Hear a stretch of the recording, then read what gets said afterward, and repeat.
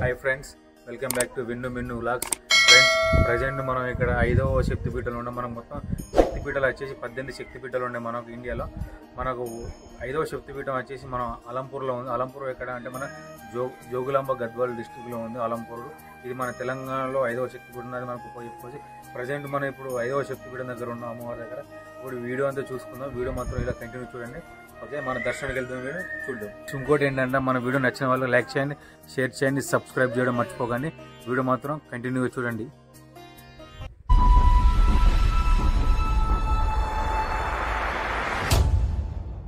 మనకి టెంపుల్ రాగానే తుంగభద్ర నది పక్కన పార్కింగ్ అనేది ఉంటుంది పార్కింగ్ లో మన వెహికల్స్ అనేది పార్క్ చేసేసి దర్శనానికి అనేది స్టార్ట్ అవ్వాలి ఇక్కడ ఆల్రెడీ ఇంకా కన్స్ట్రక్షన్ లో ఉన్నాయి అలంపూర్ జోగులాంబ ఆలయం గురించి కొన్ని విషయాలు మనం తెలుసుకుందాం ఇప్పుడు ఒకటి ఈ ఆలయం 7వ శతాబ్దంలో నిర్మించబడిందని చెబుతారు ఫ్రెండ్స్ ప్రెజెంట్ మనం ఇక్కడ జోగులాంబ అమ్మవారి టెంపుల్ దగ్గర ఉన్నాం ఇది మనకు తెలంగాణలో 5వ శక్తిపీఠంగా చెప్తారు 2 1390లో బహమనీ సుల్తానులు ఈ ఆలయాన్ని నేలమట్టం చేశారు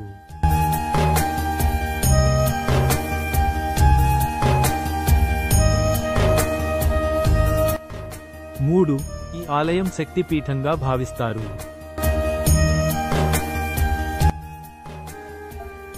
పద్మ బ్రహ్మ వెనకుంటది అనమాట ముందు ఉండేది గరుడ బ్రహ్మ ఆడ 3 ఉంటాయి అనమాట గోపురాలు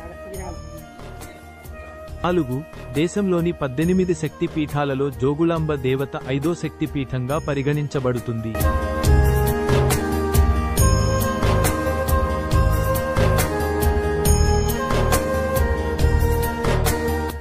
5 జోగులాంబ దేవత శవం మీద తేలు కప్ప మరియు బల్లి తలపై కూర్చుని కనిపిస్తుంది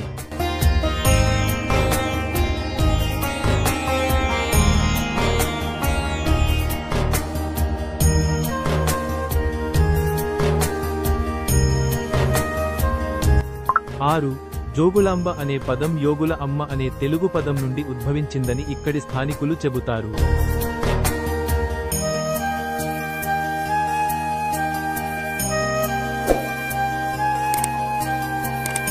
ఇంకా 7 2019లో ఈ దేవాలయాన్ని భారత ప్రభుత్వ ప్రసాద్ తీర్థయాత్ర పునరుజ్జీవన అడ్వాన్స్మెంట్ డ్రైవ్ పథకం కింద చేర్చారు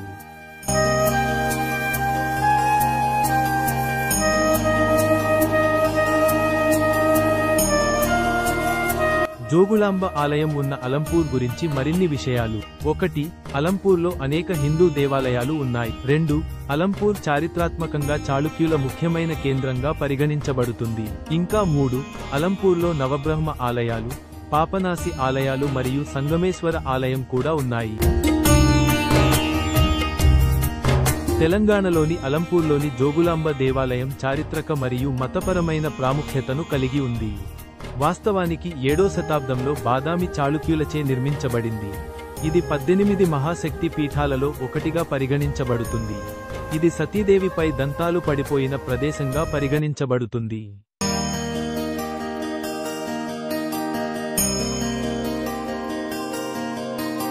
ఈ ఆలయం తరువాత కాకతీయ రాజవంశంచే పునరుద్ధరించబడింది మరియు 14వ శతాబ్దంలో బహమనీ సుల్తానులచే నాశనం చేయబడింది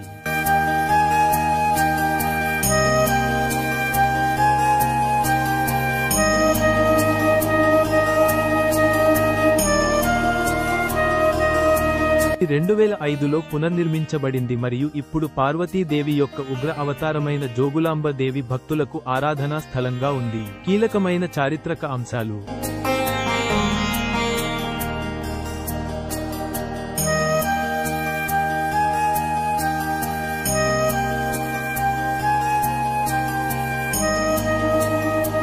ఒకటి 7వ శతాబ్దం ఈ ఆలయాన్ని మొదట చాళుక్య పాలకులు నిర్మించారు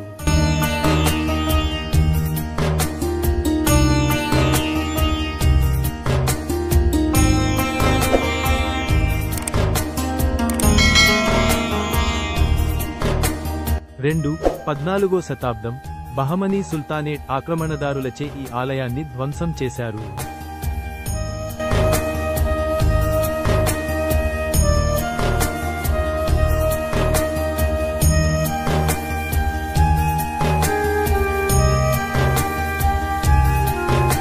3 1390 CE అసలు ఆలయం ధ్వంసమైందని నివేదించబడింది మరియు ప్రధాన విగ్రహం సమీపంలోని బాలబ్రహ్మ ఆలయానికి మార్చబడింది.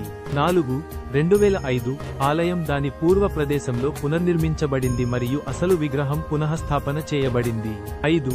శక్తిపీఠం. ఇది శక్తిపీఠంగా పరిగణించబడుతుంది. సతీదేవి స్వీయ దహనం తర్వాత ఆమె శరీర భాగాలు పడిపోయిన ప్రదేశం. 6. నవబ్రహ్మ దేవాలయాలు. ఆలయ సముదాయంలో వివిధ దేవతలకు అంకితం చేయబడిన 9 ఇతర దేవాలయాలు ఉన్నాయి. వీటిని నవబ్రహ్మ దేవాలయాలు అని పిలుస్తారు. మరియు 7. నిర్మాణ ప్రభావం. ఆలయం చాళుక్యుల మరియు కాకతీయుల నిర్మాణ శైలుల సమ్మేళనాన్ని ప్రదర్శిస్తుంది.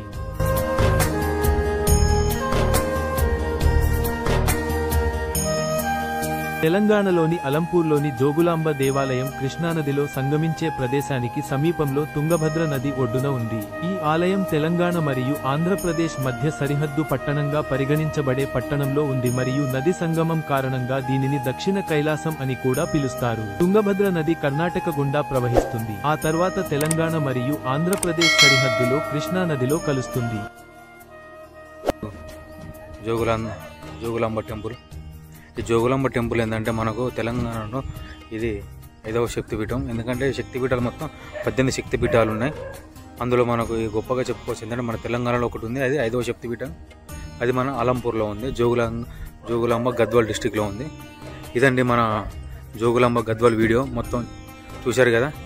వీడియో కోసం లైక్ చేయండి, షేర్ చేయండి, సబ్స్క్రైబ్ చేయండి. మరిన్ని వీడియో కోసం మా ఛానల్ సబ్స్క్రైబ్ చేసి వెయిట్ చేస్తుండండి. మరి కొత్త వీడియోతో కలుసుకుందాం. Okay friends, bye.